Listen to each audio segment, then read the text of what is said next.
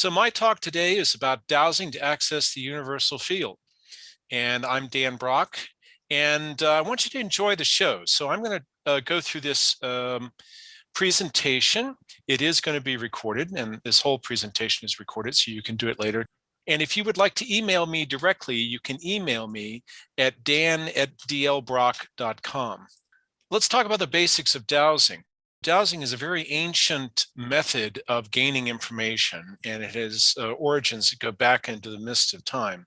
There have been pendulums that have been discovered in ancient Egypt, and the process of dowsing traditionally has been used to find water. That's one of the first ways that dowsing is associated in most of the popular culture is a method for water dowsing, or well witching, as it was called, because it originated so many years ago and has been around for a long time. It has been used for quite a lot of things since that time. I had talked to a gentleman who was involved, it was actually a friend of theirs who was involved in finding tunnels during World War II in Vietnam that were used during conflicts using dowsing techniques. And there was actually a dowsing group associated with the US military. The interesting thing about dowsing is it allows you to connect with subtle energy. We can think of everything related to exoconsciousness as varying forms of subtle energy. And this gets us beyond the electromagnetic spectrum. And the electromagnetic spectrum kind of brings us into the limitations of science and the materialistic, deterministic view of the nature of reality. When we get into subtle energy sensing, we're broadening ourselves. It's useful for connecting to other dimensions and off-planet beings. Now, through dowsing, the type of connection that I think is most useful is it's a subconscious connection. It's a connection that you can have where you can pose a question and that information simply comes in. It's not so much a channeling in terms of bringing information in directly, but it can be used to address the beings that you're in contact with in an exoconsciousness way. It is unlimited in its potential for applications, everything from dowsing for water. I use it for innumerable things, getting all kinds of information. You can use a dowsing pendulum or device as a pointer. You can ask for a direction. I've found missing animals doing that. I found missing objects doing that. And it's really learnable by everyone. This is one of the important things about dowsing. So learning dowsing is something that you can share with other people, including children. The younger that they are, being exposed to this as a potential way to get information and to interface with the world and the universe is very important. So what are some of the tools of dowsing? Pendulums, which I have one here, and we're going to talk a little bit about that today. Pendulum, everybody I think has probably seen a pendulum. There are also L-rods, bobbers, which are devices that generally you hold in a hand. It has a spring in the middle and a weight on one end, and it sort of wiggles. And there are numerous other devices. Now, at the core of dowsing, some people may or may not have this opinion, is applied kinesiology. I know that Darlene talked about this earlier today, and I do want to mention it briefly, that there is part of one of the schools in dowsing works with the association between kinesiology, applied kinesiology and dowsing as the method for getting dowsing information. So your body is actually doing the dowsing, and this is simply the dowsing instrument or device is simply a pointer. So you can think of it like that. There are all different ways to think of this. I can think of this as an active device as well. It really depends on your intent. And intent is, of course, a big part in all of our connection to the non-physical. An important concept to get is that we are always connected to the universal field of information. We are surrounded, we're immersed in it. Everything in the universe, all of the beings out there are submersed in this universal field of information. And to access dowsing as a means for getting connected with that allows you to very easily get in contact with information that you need. And you can use the tenets and the techniques of dowsing as a quick method. With your energized intent, the power resides in you. So remember that it still comes down to your consciousness and your intent. Whatever you're going to do with dowsing and whatever you're going to do in an exoconsciousness connection is based on your intent, and the power in energizing that intent into an action is within you. This I feel is really a thing that so many people are taught the opposite of that. The power is outside of you, and there's other people that are brokers of the power that is really yours.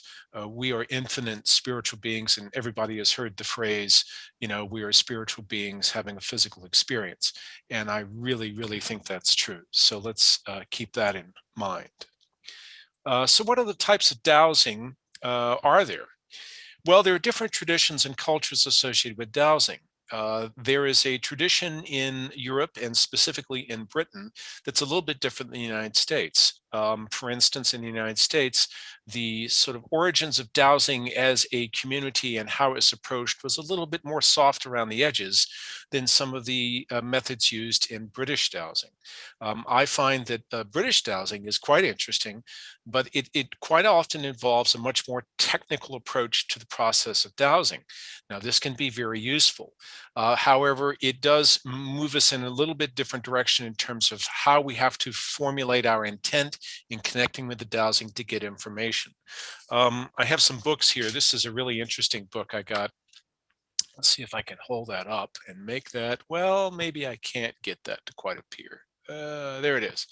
Okay, it's called The Secret of the Stones. And this one is what I call a tree killer. It's really thick. But this book has two gentlemen that created it, Jeffrey Crockford and Nigel Hughes. And there's a lot of information in here about dowsing and dowsing techniques. So there's all kinds of works out there that are available. There are two basic, and there's more than this, but there are two basic ways to think about dowsing. There's a mental dowsing and a vibrational dowsing, or energetic dowsing.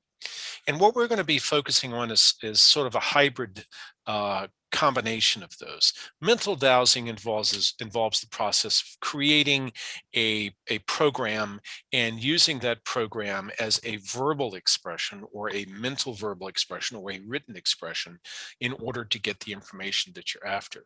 The vibrational or energetic dowsing moves you a little bit higher into a more of a spiritual connection to the information, and you get a feeling, and the feeling then impacts the dowsing that you're doing. So the information comes through the feeling. So it represents in many regards an evolution of the dowsing process in terms of your connection. So what are the advantages of the dowsing? Dowsing information from the universal field to the waking consciousness. You can transfer it. This is really critical because we all need methods where we can get information from the non-physical into the physical. And dowsing is a traditional way that has been used to do that. It can be non-local in its action. You do not have to be in the location that you are to have an effect. You can be somewhere else. Routinely, I am dowsing maps and dowsing information and questions in any number of different issues and affecting areas by working remotely. So the non-local aspects of dowsing are very important. We don't need to get into the physics of that, and we can maintain an understanding of the nature of the flow of consciousness. It has a strong relationship, dowsing does, to remote viewing. We had Nancy presented earlier, and a different form of remote viewing that she has developed. And remote viewing and dowsing are related, I think, in many ways. The interesting thing is there were people who were involved in remote viewing that became involved pretty heavily in different dowsing communities in different areas of the United States. And sometimes this was getting information about how dowsing was done in order to bring it back into various programs. One of the things that has been very popular with remote viewing groups is the use of dowsing to find map information and to find physical locations. Let's see. So the next thing that I want to talk about is the relationship between dowsing and the planes of existence. Now, this diagram that I have here, where we have 5 different planes, from physical, emotional, mental, intuitional and spiritual. This comes from theosophy. And it's sort of a simple model. We have to think about models of reality are things that we can use to help interpret and understand things. This is how I feel we need to look at aspects of physics and science, is that we're developing models to understand how things work. That may not be how it actually does work, but it's a way that we can communicate about it. So the process of communicating is through the use of models. So one of the things that's interesting is we consider the realm of the subconscious sort of spanning potentially all of these different planes of existence. So who we are as subconscious beings, including our superconscious, which is connected, is a term that can be used to the connection to the higher self or to the spiritual side of existence, is up there somewhere. But there's also a connection to the subconscious, I feel, that is occurring as well. So just remember that when we are talking about the subconscious, we're talking about almost anything in terms of a realm of existence. This is also in the subconscious where the exoconscious connection is possible, is through a subconscious or symbolic method of connecting. We can think of the connection that we have sometimes as coming to us as something symbolic that may not be the literal words or literal terms that we need in order to understand something, but it's given to us almost in a riddle that we have to decipher. This is why the dream state is so critical, and interpretations of the dream state. As it turns out, some of the best dowsers are the ones that are able to access both the mental, the intuitional, and the spiritual planes of existence. And as it turns out also, from studies that were done, this is where alpha brain waves are generated, is when you have achieved this level of consciousness and you have altered your consciousness from a waking state and moved into an alpha state where you can access these different planes. This is also spans vibrational and mental dowsing as an area, and it's also where exoconsciousness comes in to connect us to dowsing as a means of information flow. So let's talk just briefly about the preparation that we should consider if when we're going to dowse. And these are conditions that will produce alpha brain waves.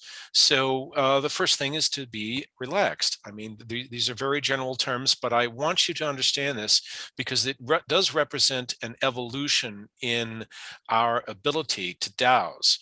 Because, you can go from, requiring a very quiet and meditated state that you get into in order to dowse to get the information, to being anywhere and dowsing at any time. And this is a part of that process of understanding dowsing, is to go through these initial steps when you're dowsing. So we want to be relaxed, we want to be de-stressed, we want to feel very present. There's a process of intuition involved in this, and we can feel in very similar ways that certain athletes feel, being in the flow or the zone where the information is flowing and that we're connected. And the intention here is sort of focusing on a unity of consciousness. So there's the classic film, The Matrix, where Neo is shown a spoon, and a young girl says, "Well, there is no spoon." And I was told by a gentleman about spoon bending that the process of spoon bending involves you not perceiving any difference between yourself and the spoon. And so I think that those two are very connected to a process of dowsing, that accessing that uh, unity state of consciousness is very important. So what are we talking about here? Meditation techniques. Not going to go into that because everyone has heard about meditation. It is the buzzword for everybody. There's tons of information out there on meditation techniques. But our goal is a working meditative state. And what that means is that we are remaining conscious enough to operate consciously and take conscious information, yet we are maintaining that sort of alpha brainwave meditative state that we have created by being in a working meditative state. One of the methods that can be used is, of course, through breathing. Breathe in through the nose and out through the mouth. And you can pause a little bit as you're doing that. And this is also a tool that I use sometimes when I feel like, oh, I've become a little bit more, working in the cognitive portions of my brain, and I need to bring back that meditative state. Remembering to breathe, and remembering to breathe in through the nose and out through the mouth. This is very important technique in sort of breaking the monkey mind, breaking the portion of the consciousness that is trying to work its way, work its way in. Ultimately, we want to be at peace and immersed in in unity with all, and this is where we can access the universal field. So let's talk about dowsing tools, and specifically, we're going to talk very specifically about using a pendulum. Some folks have experience with a pendulum, but I'm going to talk about it because there are many folks that sort of bypass dowsing, and maybe they don't get some of this stuff. At least they haven't learned it. So let's go over that. One of the key things in dowsing, at least from a mental dowsing perspective, is to program the dowsing system, and this includes programming the pendulum. We need to define what our answers are going to be when we are looking at the pendulum, and what is going to be yes and no, and what is going to be a ready to dowse. Now, the ready to dowse position, it's interesting. When you're first starting off, there have been people I've heard talk about dowsing, and it's like, well, I had a pendulum for 2 years before it started moving. And I think it's kind of important when you're first starting off dowsing to, you know, give a gentle little nudge to the pendulum and have it move in the direction, the ready direction for dowsing, so that you have a little bit of movement to start off with, and you're not just starting off from a still state and waiting for something to happen. Because there are a lot of people that become a bit more consciously focused in, well, the pendulum's not moving, so what's going on? And it takes them a while to get past that. So if you just sort of avert your eyes and go into the ready to douse position, I will go into that in just a moment, you may find that this is going to accelerate your access to information with the dowsing. Now, here's a simple chart, very simple, where we have the yes and the no response and the ready to douse, which is about 40 degrees, 40, 45 degrees. So we can start the pendulum out at 45 degrees, and then we can say, my name is Dan, and that goes to yes. And then I can say, my name is Fred, and that goes to no. And we have basically a 90-degree difference between the yes and the no response. And this is the very basics of dowsing, to get yes or no responses to questions that you ask. Now, the challenge can be is to stay in the dowsing state and also access the questions that you have created to ask the dowsing. So being able to blend those two together is an important part of the process. Okay, so let's talk a little bit about some of the other things with the ordinary pendulum that are typical in dowsing methods. One of those is the spin of the pendulum. Some people say, well, my pendulum spins. Well, there is two primary directions for the pendulum to spin, and that's, of course, clockwise and counterclockwise.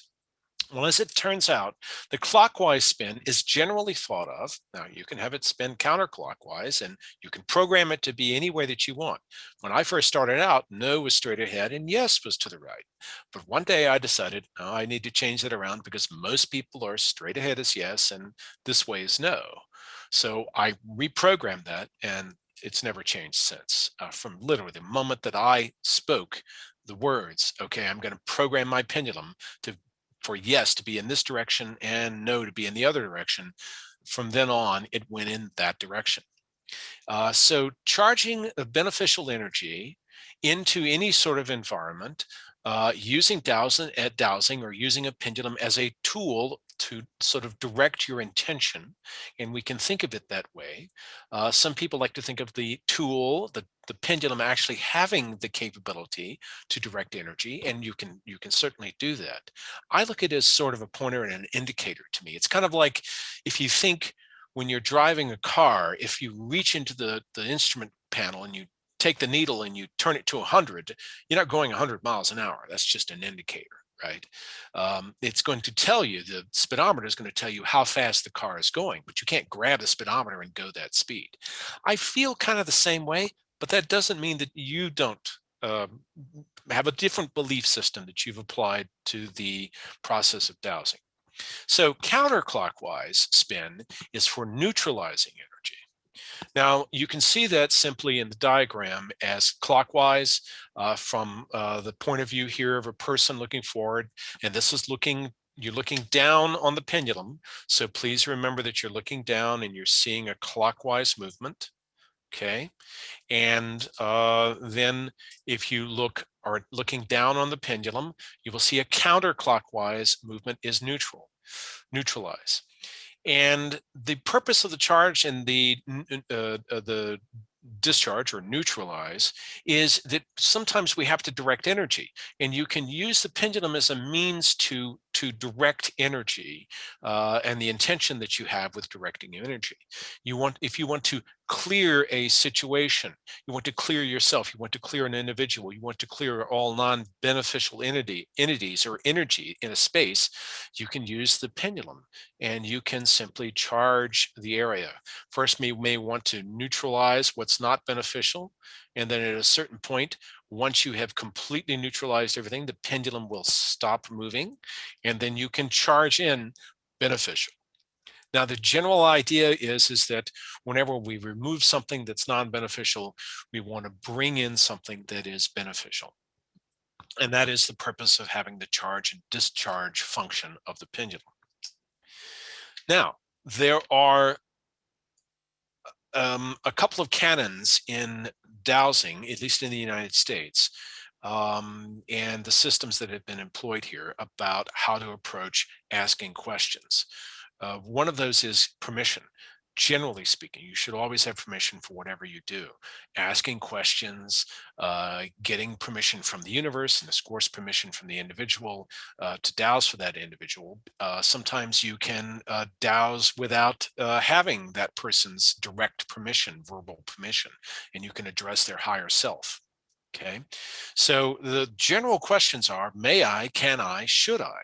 And so the basic question is may I dowse this question? Should I dowse this question?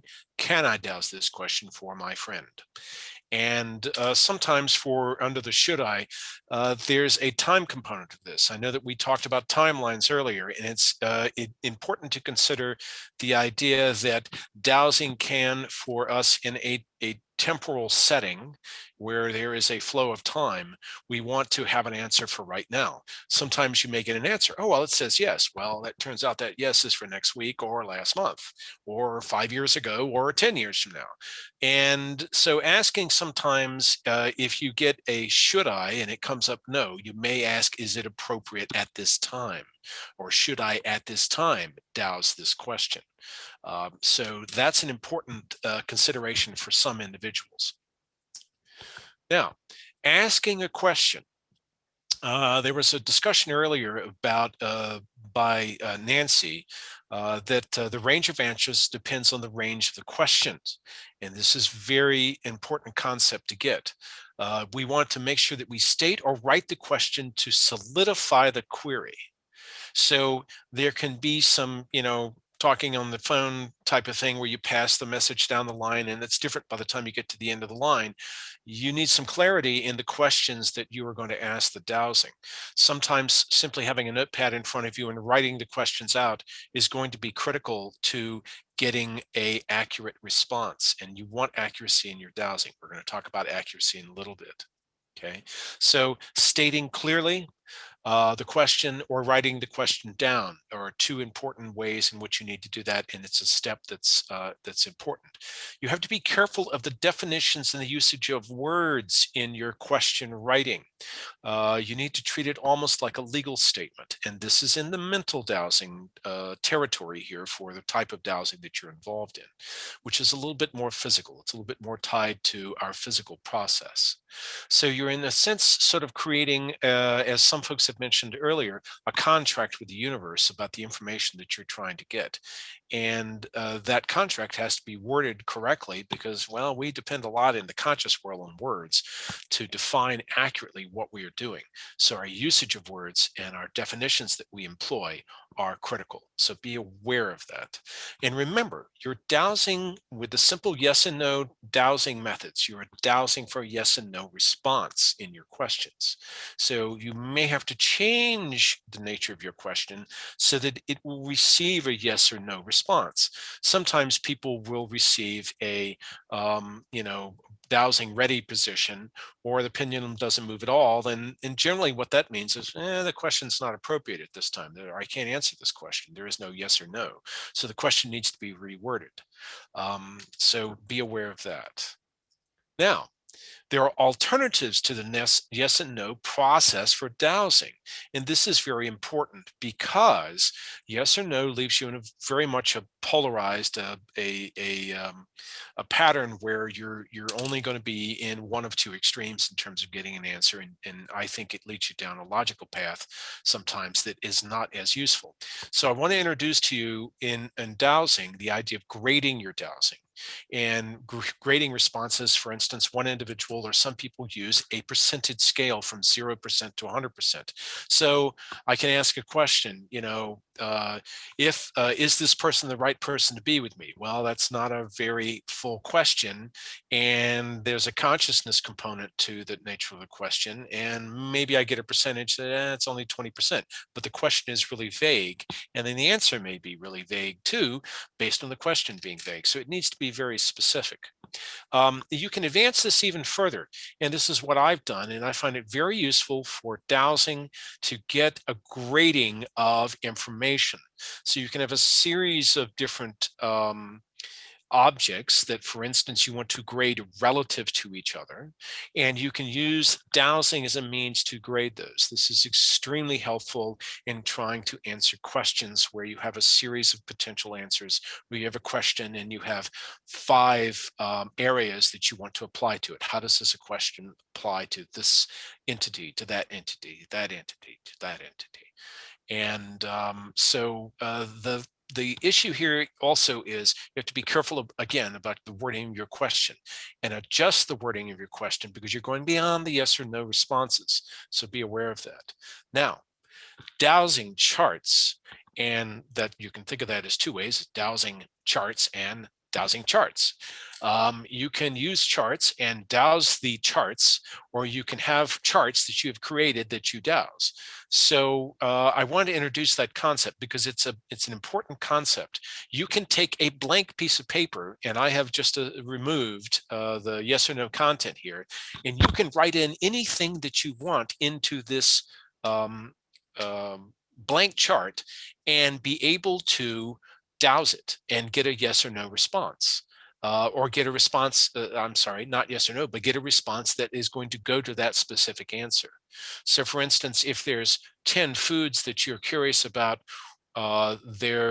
which one you should consume, or which one is the most healthy for you dealing with this particular situation, whatever it may be, being very specific in the nature of the question you ask. You can put all 10 foods there, and it's going to say which one of these 10 foods. And when you douse it, the pendulum will theoretically go to the food that is the most appropriate for that issue that you're dealing with. Okay, that's just one example. Now, in using a dowsing chart, it's important to program the dowsing chart in much the same way that you program yes or no responses. Now, what I'm going to give you is a dowsing chart that I use, which is extremely important in the process of dowsing to douse different bits of information. And this is a full yes is a plus 10, is the most beneficial. A neutral answer, which is neither yes or no, is 0. And then a full no is a minus 10, and that is the least beneficial. So you can start off with a printed chart, but you can move to a visualization with that. Now here's the chart, and I've done a little bit of Photoshop here on the existing charts to simplify it down to just this content so that you get an idea of what we're talking about here. So neutral is straight ahead. Minus 10 is the no response, which will be over at the left side if you're facing straight forward. And then a full yes will be over at the right side. And then All of the numbers in between will be dowsing in those different degrees. Now, this may correspond at some level to the percentages if you're using a percentage scale, which is exactly what I have on here as well, from 0 to 100%, which is, in this case, I've got the yes at 100%. So please feel free. I'm going to have this available as a download that you guys can get to. The important thing is to set this grade to be able to go from having a physical chart in front of you to having it in your consciousness. Let's talk about accuracy. The important thing is practice, practice, practice, and your intention is very important. Keep a pendulum with you at all times.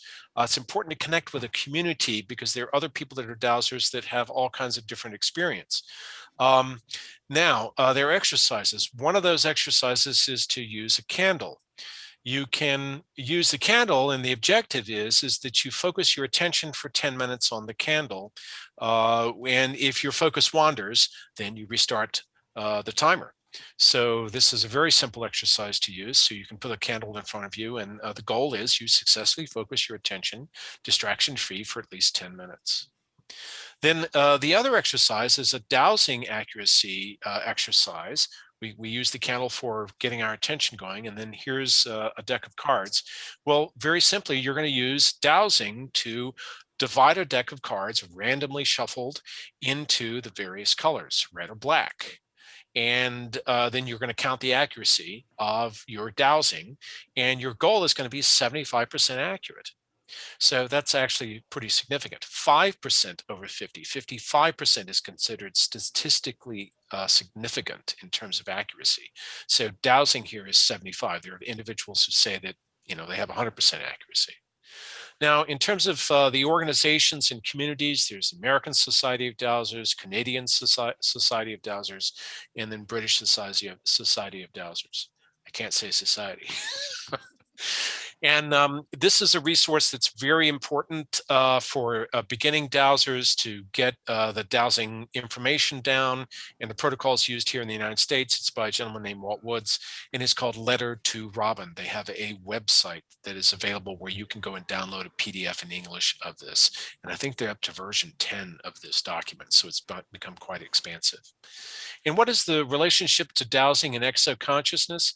Remember, you're already a part of the universal life. This is something that we're kind of in our culture is sort of pushed us away from understanding, but we're already a part of that, and they've always been there and are always going to be there. And we have to foster a stronger connection in all of our aspects of our existence. And this is something that anyone can do. So expanding your awareness and setting of beneficial intentions is the mission. Dowsing, like developing any subtle energy tool, enhances your innate psychic abilities and your Jedi powers. So please remember that dowsing is like a Jedi power, and that's where we're ultimately going. So I'm Dan Brock, and I'm part of the Institute of Exoconsciousness. I'm also an astrologer, whole different discussion to be had, and I do some other things. And my website is dlbrock.com. DLBROCK.com, and you can contact me at dan@dlbrock.com.